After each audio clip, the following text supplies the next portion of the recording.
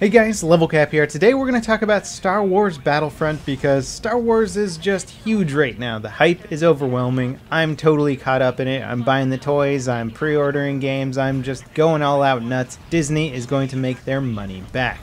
And if you guys are by chance interested in Star Wars toys, I've been unboxing a lot of the new Star Wars Legos over on my Lego YouTube channel. The link to that is in the video description. Alright, let's continue with the Battlefront update. The most recent announcement is the Drop Zone game mode, where players are going to fight for control of a drop pod. These drop pods will basically come in from orbit. Two teams will be fighting over them, and when one team captures one of them, then it will disappear and a new drop pod will come in from orbit somewhere else in the map, basically creating hotspots that move around the map.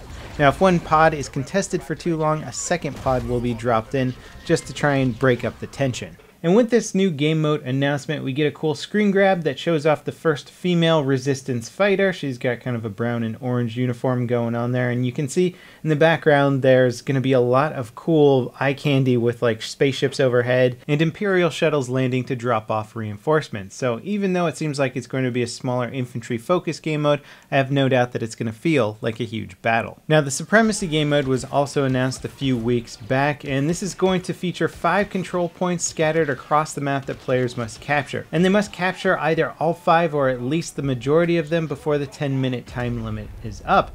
Teams start with 2 of the capture points in their possession already, and then there will be basically a neutral point that they all have to fight over. And then I guess the control points, they're going to have to fight over them in a set order, so it's going to create hotspots around the map, and this will basically keep the gameplay focused and fun, but also dynamic. It's supposed to be Battlefront's biggest game mode. It's going to feature all the vehicles, infantry, and the heroes and villains as playable classes, so it sounds like it's going to be a lot of fun, totally nuts, and this cool screen grab that was delivered to us from DICE has got a very beautiful rendering of Endor, and you can even see the little shield generator satellite in the background. I say little, but it's probably huge. And we've known that there's going to be a beta for Battlefront. We just didn't know when, but now we know it's going to be early October, so I can't wait to play that, and apparently that's all going to be capturable gameplay, so we can post that online and talk about it and review it and critique it and all that fun stuff. It's going to feature Walker Assault on Hoth, which we've already seen. It's also going to have the survival game mode where you're holding off hordes of infantry at a time, but it's also adding in the new Drop Zone game mode where you fight for pod control. And I wouldn't be surprised if it was also on Tatooine or something like that, just because the screen grab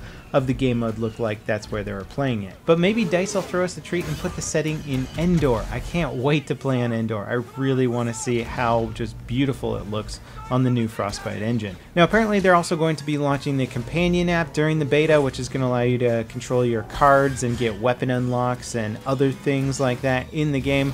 Hopefully the game isn't too reliant on the companion app, or at least not reliant at all, but it seems like a different way of operating the game and messing with your character and looking at stats and friends and stuff like that. I just hope there isn't anything that is going to require you to have the app in order to get certain items or gear. Then we also got new concept art from the Battle of Jakku, which is going to be released as a free DLC 2 weeks after the game comes out, and it's going to give us a little bit of backstory on Jakku before the actual movie comes out. I'm totally excited to play on this map. The huge freaking Star Destroyer on the background looks so cool. I don't know if you're going to be able to play in the Star Destroyer and outside of it. That would be awesome, but apparently it like crash lands and then the Imperials come out of the Star Destroyer and then the Rebels are fighting them on the ground, and there's going to be ships overhead and all that stuff. It looks amazing.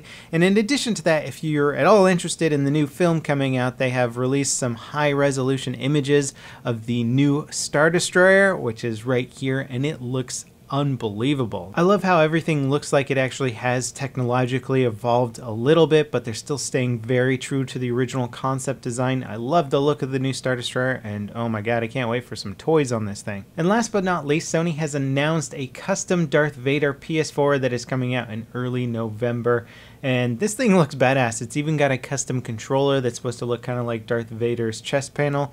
Very cool. If you haven't bought a PS4 yet, I would say hold off and get this one, if you're planning on getting one anyway. It's certainly going to retain its value over the years, because Star Wars collectibles, holy crap, do those go up in value. Anyway, that pretty much wraps it up for the Star Wars Battlefront news. There was another Star Wars game announced.